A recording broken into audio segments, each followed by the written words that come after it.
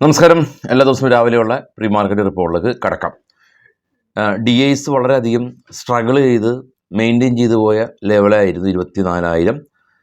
ഈ മാസം തന്നെ 3 തവണ 24,000 താഴെ ക്ലോസ് ചെയ്തൊരു അവസ്ഥയിലാണ് ഇപ്പോൾ ഉള്ളത്. അപ്പോൾ മാർക്കറ്റ് ഒരു ബീറിഷായിട്ടുള്ളൊരു രീതിയിലേക്ക് നമ്മളുടെ മൈൻഡ് സെറ്റ് മാറിയിട്ടുണ്ട്. മാർക്കറ്റ് മാറിയിട്ടുണ്ടോ എന്ന് നമുക്ക് കൃത്യമായിട്ട് അറിയില്ല. മാർക്കറ്റ് ഇവിടുന്ന് ആയിരിക്കാം ബൗൺസ് ബാക്ക് ചെയ്യാം. പക്ഷേ നിക്ഷേപകരുടെ മൈൻഡ് സെറ്റ് ഒരു ബീറിഷായിട്ടുള്ള രീതിയിലേക്ക് മാറിയിട്ടുണ്ട്. ഇന്നലെ ഇന്ത്യയുടെ ഇൻഫ്ലേഷൻ ഡേറ്റ ഒരു 5 ഇയർ ഹൈ ആണ് വന്നത്. ഇന്നലെ നമുക്ക് വന്നൊരു നെഗറ്റീവായിട്ടുള്ള ന്യൂസ്. ഇന്ന് അതിലേറെ പ്രാധാന്യമുള്ള US-ൻ്റെ ഇൻഫ്ലേഷൻ ഡേറ്റ വരാനിരിക്കുന്നുണ്ട്. അപ്പോൾ US-ൻ്റെ ഇൻഫ്ലേഷൻ ഡേറ്റ വരാനിരിക്കുന്നതിന് മുമ്പ് തന്നെ US മാർക്കറ്റ് ഇന്നലെ ഡോയും നാസ്ഡാക്കും റെഡിൽ വ്യാപാരം അവസാനിപ്പിച്ചു. ഇന്നലെ 3 യൂറോപ്യൻ മാർക്കറ്റും ജർമ്മൻ, UK, ഫ്രാൻസ് മാർക്കറ്റും റെഡിൽ വ്യാപാരം അവസാനിപ്പിച്ചു. ഇന്നലെ ക്ലോസായ ഒട്ടുമിക്ക എല്ലാ ഏഷ്യൻ മാർക്കറ്റും റെഡിലാണ് വ്യാപാരം അവസാനിപ്പിച്ചിട്ടുള്ളത്. ഇപ്പോൾ രാവിലെ ട്രേഡ് ചെയ്യുന്ന ഏഷ്യൻ മാർക്കറ്റ് പൊതുവെ നെഗറ്റീവായ സെൻറ്റിമെൻറ്റ്സിൽ തന്നെയാണുള്ളത്. ഗിഫ്റ്റ് നിഫ്റ്റി ഇൻഡിക്കേറ്റ് ചെയ്യുന്നത് ഏകദേശം ഒരു 50 മുതൽ 80 വരെയുള്ള ഒരു ഗ്യാപ്പ് ഡൗൺ ആണ് നമുക്ക് എക്സ്പെക്റ്റ് ചെയ്യാനായിട്ട് സാധിക്കുക. ഇന്നലെ വിദേശ ധനകാര്യ സ്ഥാപനങ്ങൾ ഏകദേശം ഒരു 3,000 കോടി രൂപക്ക് നെറ്റ് സെല്ലേഴ്സ് തന്നെയായിരുന്നു. ആഭ്യന്തര ധനകാര്യ സ്ഥാപനങ്ങൾ അഥവാ DIs 1,800 കോടി രൂപയുടെ ബൈ നടത്തിയെങ്കിൽ കൂടിയും അവരുടെ സെല്ലിങ്ങിൻ്റെ നേർപകുതി മാത്രമാണ് ബൈ നടത്താനായിട്ട് സാധിച്ചിട്ടുള്ളൂ. ഇനിയിപ്പോൾ നമ്മളെപ്പോഴും പറയാറുള്ള പോലെ തന്നെ ഓരോ ദിവസം ഓരോ കാൻഡിഡേറ്റാണ് നമുക്ക് ഉണ്ടാകുക. ഇന്നും അതുപോലെ തന്നെ അടുത്ത കാൻഡിഡേറ്റ് ഏതാണ് എന്നുള്ളതാണ് ഉറ്റുനോക്കുന്നത്. ഐഷർ മോട്ടേഴ്സ് പോലെയുള്ള കമ്പനീസിൻ്റെ റിസൾട്ട് ഇന്ന് വരാനിരിക്കുന്നുണ്ട്. അപ്പോൾ ഇനിയുമുണ്ട് നിഫ്റ്റി 50-യിൽ കുറച്ച് കമ്പനീസും മിഡ് ക്യാപ്പിൻ്റെ ഒരു പിടി കമ്പനീസും റിസൾട്ടുകൾ വരാനിരിക്കുന്നുണ്ട്. ഗ്ലോബൽ മാർക്കറ്റ് നമുക്കൊന്ന് നോക്കാം. ഏറ്റവും ടോപ്പിൽ ബിറ്റ്കോയിൻ 88,000, തൊട്ട് താഴെ ബ്രൻ്റ് ഓയിൽ 71, ഗോൾഡ് 2,598. അപ്പോൾ ആളുകൾ പറയുന്ന പോലെ ബിറ്റ്കോയിനിലേക്ക് നല്ല രീതിയിൽ പണം പമ്പ് ചെയ്യുന്നുണ്ട്. അപ്പോൾ അത് ഗോൾഡ് വിറ്റിട്ടാവാം, ഇക്വിറ്റി വിറ്റിട്ടാവാം. കാരണം ഗോൾഡ് ഇടിയുന്നുണ്ട്, ഇക്വിറ്റി ഇടിയുന്നുണ്ട്. ഇന്ത്യ വിക്സ് ഇപ്പോൾ നിൽക്കുന്നത് 14.71. ഡോ ഫ്യൂച്ചർ രാവിലെ തന്നെ നെഗറ്റീവാണ്. നിക്കി ജപ്പാൻ മാർക്കറ്റ്, ഓസ്ട്രേലിയ നെഗറ്റീവാണ്. കോസ്പി കൊറിയ നെഗറ്റീവാണ്. ഷാങ്ഹായ് ചൈന നെഗറ്റീവാണ്. FTSE CSE 40 ഡാക്സ് ഇന്നലെ ക്ലോസായ യൂറോപ്യൻ മാർക്കറ്റ് 3 റെഡിലായിരുന്നു. ഡോയും നാസ്ഡാക്കും റെഡിൽ തന്നെയാണ്. ഇത് US മാർക്കറ്റിൽ ലിസ്റ്റ് ചെയ്ത ഇന്ത്യൻ കമ്പനിയാണ്. അതിൽ ഏറ്റവും മിഡിലായിട്ട് കാണാം HDFC. ഇന്നലെ ഇടിഞ്ഞിരുന്നു, അവിടെ അത് റിഫ്ലക്റ്റ് ചെയ്തു. ICICI ബാങ്ക് എന്നാൽ അത്ര വലിയൊരു ഇടിവ് അവിടെ ഉണ്ടാക്കിയിട്ടില്ല.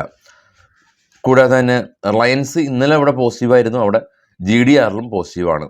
വിപ്രോയും ഇൻഫോസിസും ഇടിഞ്ഞിട്ടുണ്ട്, എന്നാൽ ഇൻഫോസിസ് കാര്യമായ ഇടിവൊന്നും രേഖപ്പെടുത്തിയിട്ടില്ല. ഇനി നിഫ്റ്റിയുടെ എക്സ്പയറിയാണ് നാളെ കഴിഞ്ഞല്ലോ. നിഫ്റ്റിയുടെ PCR ഒക്കെ കാണാം 0.52 ആണ്. At the money 23,883. സപ്പോർട്ടുകളൊന്നും തന്നെ ഇല്ല. റെസിസ്റ്റൻസ് സോൺ എന്നാൽ അതിശക്തമായിട്ട് 24,000, 24,200, 24,500 നിലകൊള്ളുന്നുണ്ട്. ഇന്ന് ബാങ്ക് നിഫ്റ്റിയുടെ എക്സ്പയറിയാണ് 51,157 ബാങ്ക് നിഫ്റ്റിയുടെ സപ്പോർട്ട് എന്ന് പറയാൻ പാകത്തിന് 50,000 ഉള്ളത്. അതായത് ഏകദേശം ഒരു 1,157 പോയിൻ്റ് അകലെയാണ് ഒരു ചെറിയൊരു സപ്പോർട്ട് ഉള്ളത്. എന്നാൽ റെസിസ്റ്റൻസ് സോണ് 51,500 തന്നെ ഫസ്റ്റ് റെസിസ്റ്റൻസ് സോണും 52,000 സെക്കൻഡ് റെസിസ്റ്റൻസ് സോണായിട്ട് ആക്ട് ചെയ്യുന്നുണ്ട്. ഇതിൻ്റെയും PCR 0.55 ആണ്. അപ്പോൾ ആളുകളെല്ലാം തന്നെ പുട്ട് ഷോർട്ട് ചെയ്യാനായിട്ട് വളരെയധികം പേടിക്കുന്ന ഒരു അവസ്ഥയിലേക്കൊക്കെ മാർക്കറ്റ് മാറിയിട്ടുണ്ട്. കാരണം ഓരോ ഹൈസിലും FIs സെല്ല് ചെയ്യുന്ന ഒരു പ്രതിഭാസമാണ് കഴിഞ്ഞ ഒരു 2 മാസമായിട്ട് കാണുന്നത്. കഴിഞ്ഞ 2 മാസത്തിലേറെയായിട്ട് FIs ഇന്ത്യൻ മാർക്കറ്റിൽ സെല്ലേഴ്സാണ്. ഇന്ത്യൻ മാർക്കറ്റിൻ്റെ ചരിത്രത്തിൽ ആദ്യം തന്നെയാണ് FIs ഇത്ര കണ്ടിന്യൂസ് ആയിട്ട് സെല്ല് ചെയ്തത്. ഈവൻ കൊറോണ സമയത്ത് പോലും ഉണ്ടായിരുന്നില്ല. ഇനി സ്റ്റോക്കുകളുടെ വാർത്തകളിലേക്ക് പോകുമ്പോൾ ടാറ്റ കെമിക്കൽസ് കമ്പനി അവർ ഏകദേശം ഒരു 655 കോടി രൂപ മുടക്കി UK ഒരു സോഡിയം പ്ലാന്റ് നിർമ്മിക്കുന്നുണ്ട്. ഫെഡറൽ ബാങ്ക് 1,500 കോടി രൂപ ഫണ്ട് റൈസ് ചെയ്യുന്നുണ്ട്. Ashoka Buildcon company year on year ഇവരുടെ നെറ്റ് പ്രോഫിറ്റ് 334 കോടി രൂപയുടെ ഉയർച്ച ഉണ്ടായി. EMS ലിമിറ്റഡ് കമ്പനി ഇവർക്ക് 681 കോടി രൂപയുടെ ഒരു ഓർഡർ കിട്ടി. PNC infra company net profit 43% down ആയി. ജനറൽ ഇൻഷുറൻസ് കോർപ്പറേഷൻ കമ്പനി 1,600 നിന്ന് 1,860 കോടി രൂപയിലേക്ക് പ്രോഫിറ്റ് ഉയർത്തി. EH ഹോട്ടൽ കമ്പനിയാണ് 93 നിന്ന് 130 കോടി രൂപയിലേക്ക് പ്രോഫിറ്റ് ഉയർത്തി. PTC ഇന്ത്യ കമ്പനി 133 നിന്ന് 116 പ്രോഫിറ്റ് ഇടിഞ്ഞു. പെന്ന ഇൻഡസ്ട്രീസ് 22 നിന്ന് 26 പ്രോഫിറ്റ് ഉയർന്നു. ന്യൂജൻ കെമിക്കൽ കമ്പനി 9 കോടി രൂപയിൽ നിന്ന് 13 കോടി രൂപയിലേക്ക് പ്രോഫിറ്റ് ഉയർത്തി. BSE കമ്പനി നെറ്റ് പ്രോഫിറ്റ് ഏകദേശം 187% ഉയർന്ന് 347 കോടി രൂപ കരസ്ഥമാക്കി. സൺടെക് റിയൽ എസ്റ്റേറ്റ് കമ്പനി 13 നിന്ന് 34 കോടി രൂപയിലേക്ക് പ്രോഫിറ്റ് ഉയർന്നു. സുവൻ ഫാർമ കമ്പനി 79 നിന്ന് 82 കോടി രൂപയിലേക്ക് പ്രോഫിറ്റ് ഉയർന്നു. ഫെർണം ഓർഗാനിക് കമ്പനി 10 കോടി രൂപയിൽ നിന്ന് 4 കോടി രൂപയിലേക്ക് പ്രോഫിറ്റ് ഇടിഞ്ഞു. ഇരേവ്സ് കോട്ടൺ കമ്പനി 190 കോടി രൂപ ലോസിൽ നിന്ന് 3 കോടി രൂപ പ്രോഫിറ്റ്. ഓറിയൻ്റൽ റെയിൽ ഇൻഫ്ര 7 കോടി രൂപയിൽ നിന്ന് 10 കോടി രൂപയിലേക്ക് പ്രോഫിറ്റ് ഉയർന്നു. ഗണേഷ് എക്കോസ്പിയർ 2 കോടി രൂപയിൽ നിന്ന് 27 കോടി രൂപയിലേക്ക് പ്രോഫിറ്റ് ഉയർന്നു. ഡിവിഡൻഡ് ഒരുപാട് കമ്പനീസ് കൊടുക്കുന്നുണ്ട്. അതിൻ്റെ റെക്കോർഡ് ഡേറ്റ് നമുക്കറിയണം, എത്ര രൂപയാണെന്ന് അറിയണം.